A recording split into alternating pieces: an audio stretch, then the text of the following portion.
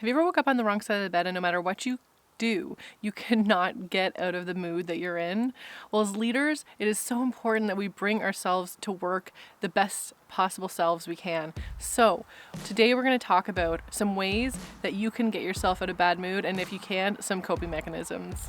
All right, let's do it. So back before you were in a leadership position, you could come to work in a bad mood and the only thing that would suffer was your own work.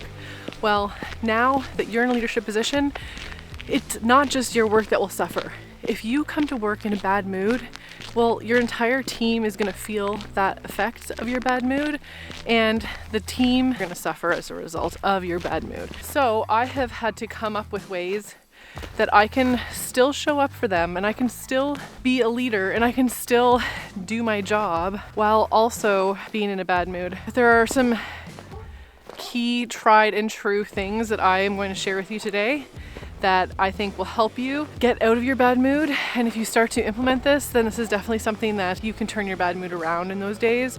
Or if you're not able to turn it around, well, at least you can find ways to not be detrimental towards the team. So when you wake up on the wrong side of the bed, the first natural step is to wonder why you have woken up on the wrong side of the bed. What is it about today that has you in a bad mood? If you can figure out why you're in a bad mood, you can then try to figure out an action plan on how to get out of that bad mood. So if you are calorie deficient, well, eat something. Oh my gosh, being hangry is the worst kind of bad mood. And trust me, I know, if I eat something, I turn into a completely different person. Or if it's sleep, caffeinate yourself. If you don't drink caffeine, then maybe try working out. Working out gives you a boost of energy for the remainder of the day. Find ways to give you that energy. If you cannot easily identify why you're in a bad mood or the reason you're in a bad mood is out of your control, then you should try and find ways to snap out of it. Tip number 1 to get out of your bad mood is to go for a walk in nature. Being outdoors around nature is scientifically proven to reduce the stress hormone cortisol and lower blood pressure, helping you snap out of your funk. So my next tip is to write it down.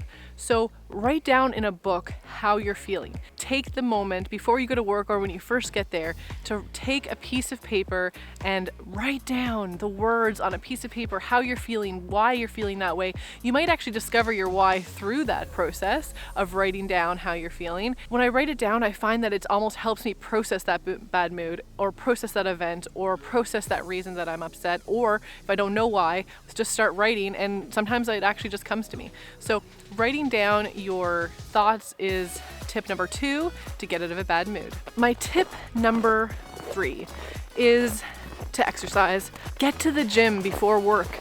Go for a run at lunch. Whatever you do, try to get an opportunity to exercise.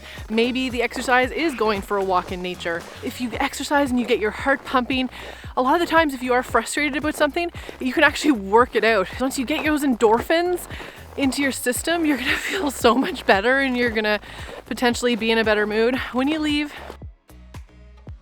All right, so you've gone through why are you in a bad mood? You've gone through the list of suggestions on how to get yourself out of the bad mood, and you're still in a bad mood. Well, now is when we have to go on to the leadership coping mechanisms. So what can you do as a leader to lessen the impact of your bad mood on your section or on your team? Tip number 1 for if you're in a bad mood and you need to cope is, if possible, try not to make any big decisions that day. If you're in a bad mood, your ability to reason when you're in a bad mood is compromised. You're not going to be thinking as clearly as you normally are, and you're not going to be thinking as linear as you normally would. And so try not to make any big decisions on that day because you want to make sure that you don't make the wrong decision because of your bad mood. So tip number 2 is that if you find yourself writing an email, and I know you've been there because I've been there too, you're in a bad mood, you get one of those emails, because email, it's so easy to interpret emotions and so easy to interpret tone, I would recommend that you sit on that email. So if your first instinct is to send a shitty little email back to that person and kind of give them a piece of your mind, well, I would recommend that you don't do that. Just put it in your drafts. A lot of the times, if you draft the email, your initial intent email where you're giving them the piece of your mind, and then you just put it in the drafts folder and you wait even an hour or two, a lot of the time you're gonna come back to that email and you're gonna feel differently about it, and you're gonna rewrite it, and you're gonna sound a little bit more professional. So when you're in a bad mood, tip number 2 is do not respond to emails hastily. And as difficult as it is, tip number 3 is to try to be as self-aware as possible. Try not to act on your emotions. Try not to do anything hasty. When you're short with people and when you are demonstrating less than professional behavior, it undermines your leadership and ultimately will harm you in the long run. You do not want to do that, and you do not want to have one bad day ruin your reputation at your organization. It's not worth it. Which brings us into tip number 4, which is if you honestly don't think that you can do any of the previous steps, which is don't send the email, don't act in the emotion, and don't make any big decisions, well then it might be one of those days that you might want to call up and you take a day of annual leave, take a day off that day, call up your supervisor, and if you just honestly don't think that you're going to be able to self-monitor yourself to that level, maybe it's a good opportunity for your second in charge, give them the reins for the day. As an opportunity for mentorship to your second in charge. I hope you enjoy the video. Comment, subscribe, and like the video, and I will see you in my next one. Bye! The snow is deep. Oh my gosh. Sunk right down into the snow. There's like half a meter of snow on the ground right now, just in case you guys are wondering. My first tip. Now I have to get home because it's really cold.